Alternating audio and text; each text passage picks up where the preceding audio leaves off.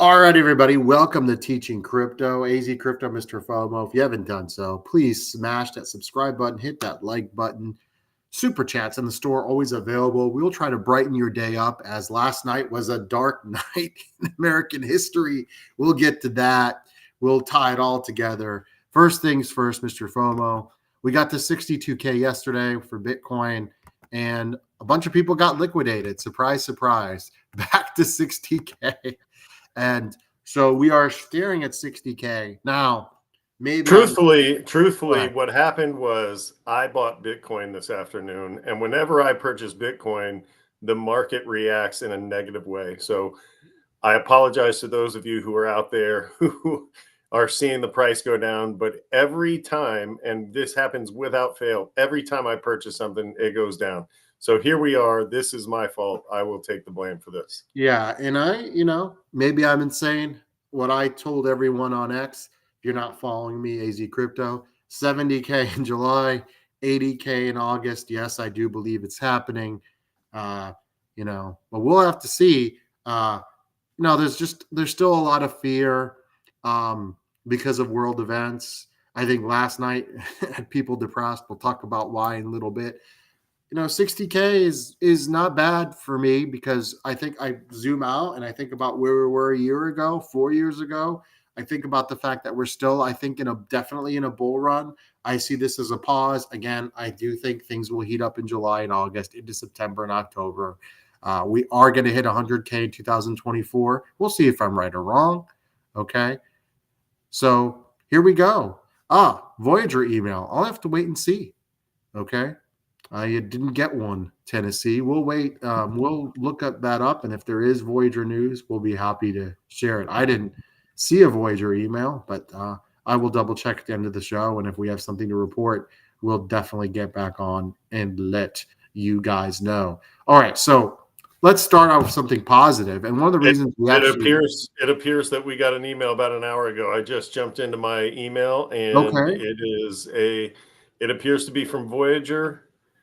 And it appears that we need to go onto the recovery website, review our current mailing address under View My Claim, and then update the mailing address on your account under Updated Address as necessary. No action is required if your address is correct as is. Okay, so there you have it. So breaking Voyager news. So if I would recommend doing that. That means the checks are probably coming, hopefully in late July. All right.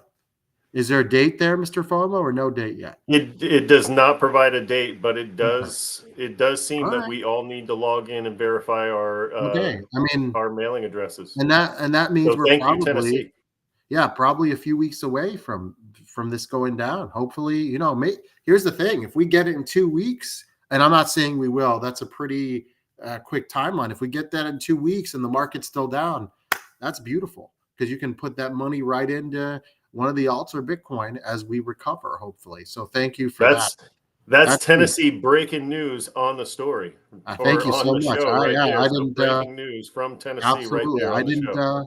I didn't see it myself. So thank you guys for letting us know. And we'll keep looking into this, and we'll keep you guys updated.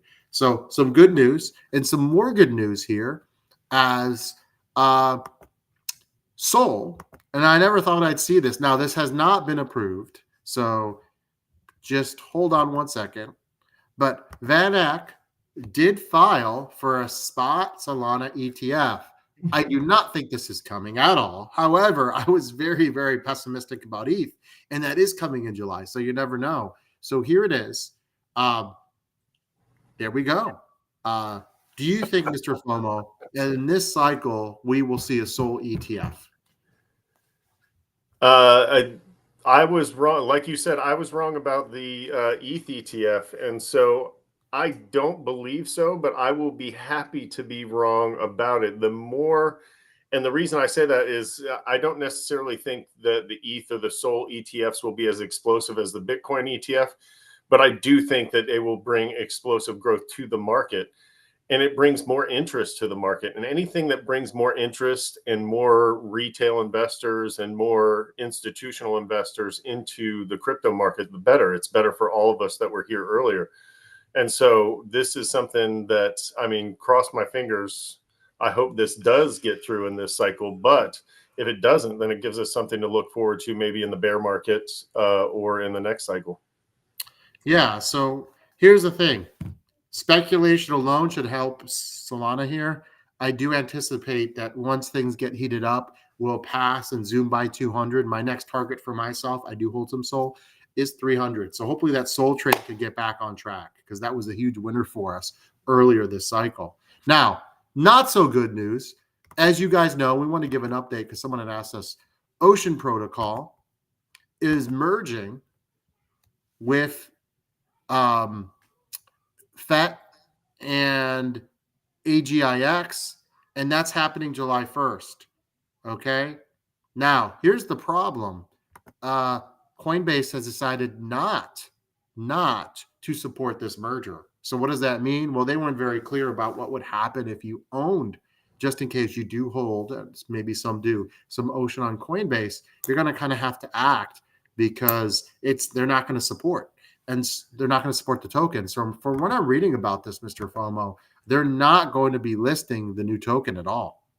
And in fact, on the site, it lists all of the exchanges that are supporting this, including Binance, and Coinbase is not one of them. So that's an issue if you do hold, again, if you do hold Ocean on there, that's going to be a problem for you. And so you want to be aware of that. Myself, I no longer hold Ocean. I'll be honest. I'm in some other stuff, and we'll talk about that in another show. But if you do have Ocean, because that was one of the ones that I was high on, it did make a nice run, and the merger was good. But it's kind of disappointing here that Coinbase is being lazy, in my opinion. I'm really disappointed in Coinbase. Some people. That's all that they access crypto through is Coinbase, and so to see them not listing a major merger like this, I mean, we were really excited when we saw that this was going to happen. I forget who else is in it. I think Fetch is involved in it, and there's one other that's involved in it. But it's disappointing because this is the narrative of this bull run, not just for the crypto market, but for every market. And to see them ducking out of it, one, I feel like it's lazy on their part. Two, they didn't give us really a reason why they're not going to list it. And then three, like I said, it limits access to something that was I assumed was going to be huge, but now I'm wondering what's wrong with this merger, or what's wrong with one or all of these companies that is making Coinbase back out of it. But again, they didn't give us a reason, so we're not sure why. Yeah, disappointing. Tennessee says Coinbase doesn't list AGIX is why.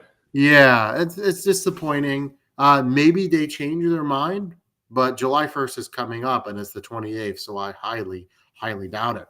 All right, here's something that kind of pissed me off this morning. Besides this debate last night, which was awful, which we'll talk about a little bit. We'll talk about how it relates to Bitcoin here. So here's the thing, right? We've talked about how the SEC has just been incompetent time after time after time. Well, here we go again. Again, instead of creating regulation, the SEC is alleging that MetaMask is an unregistered securities broker. But again, you haven't done the job to create the regulation, the rules. So going after people for not following rules that are not completely clear is a huge problem. And they've lost these court cases time after time, wasting money. And I just don't understand. I don't get it. I don't get the stupidity. I don't get the arrogance. Why handle it this way? I'm just at a loss for words because this happens over and over and over again.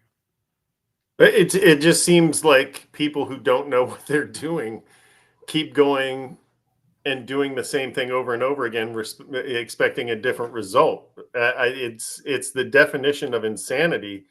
And you're right; it wastes huge amounts of taxpayer dollars. And I mean, how many times do we have to waste this money on these frivolous lawsuits before they just sit down, create guidelines and guide rails for this market and help everybody out, not just these companies, but also the consumers? I mean, think about Absolutely. how many retail investors are sitting on the sidelines right now waiting because there's no regulation. There's no idea of what's safe and not safe, according to the US government, according to the SEC.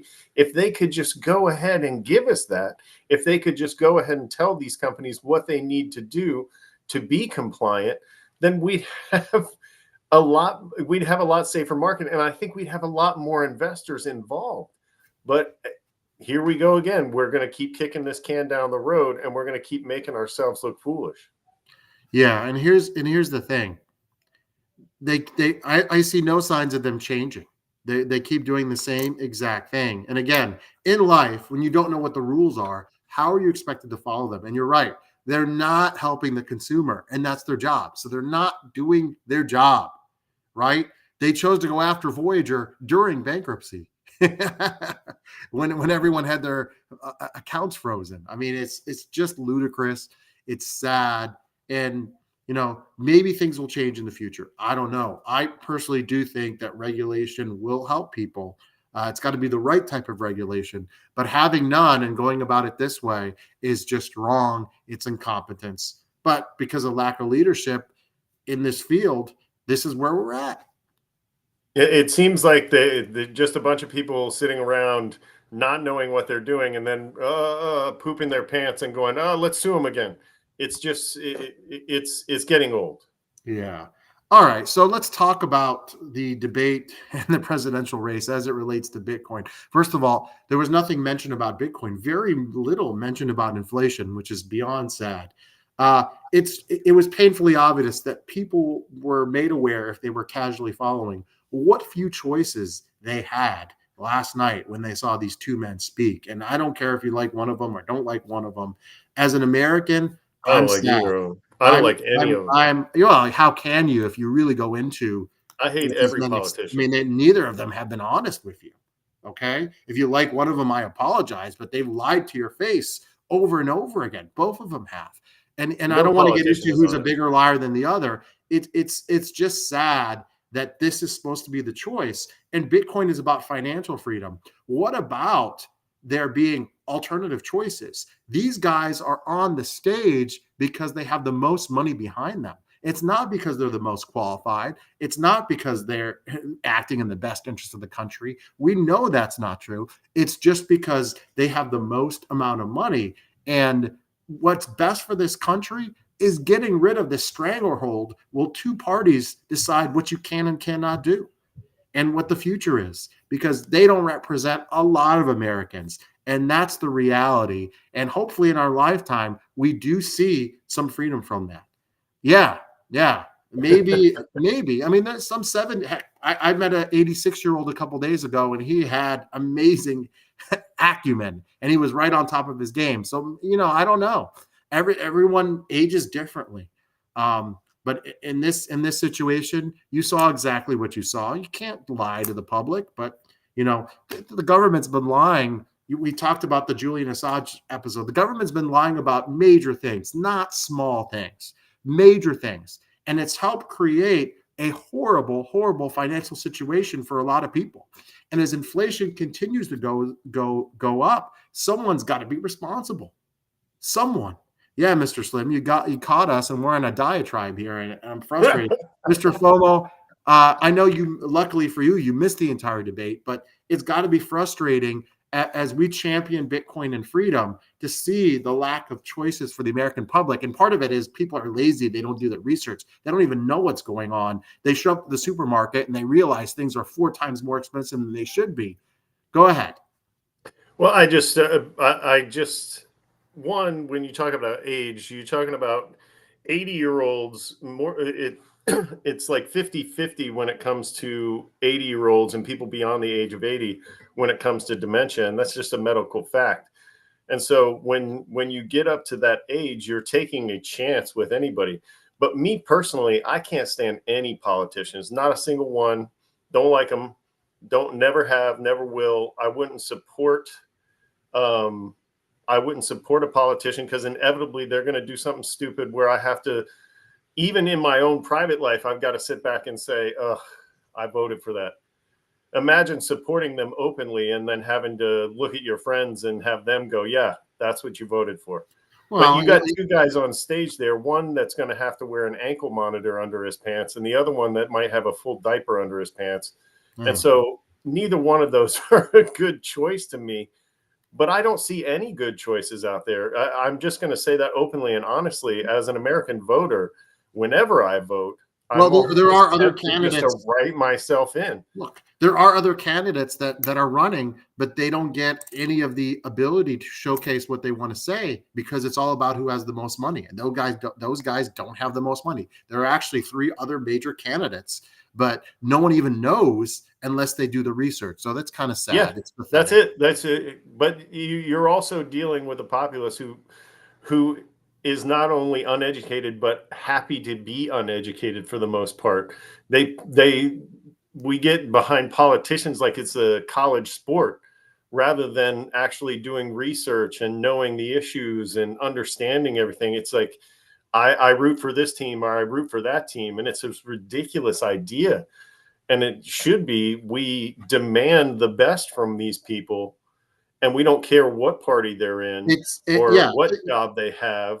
We demand the absolute best, not only from them, but for us, the people. And I'll just say this. If you're watching this show, hopefully you've done your research on Bitcoin, because housing prices, food prices, they're not going down anytime soon. And they're not just magically going up. It's not an act of God that home prices are up, that inflation is up, that you go to the supermarket, you're paying 3 or 4 times what you were 5 years ago. It's not happening by magic, guys. It's happening because the government has, quite frankly, just done a horrible job of balancing the budget.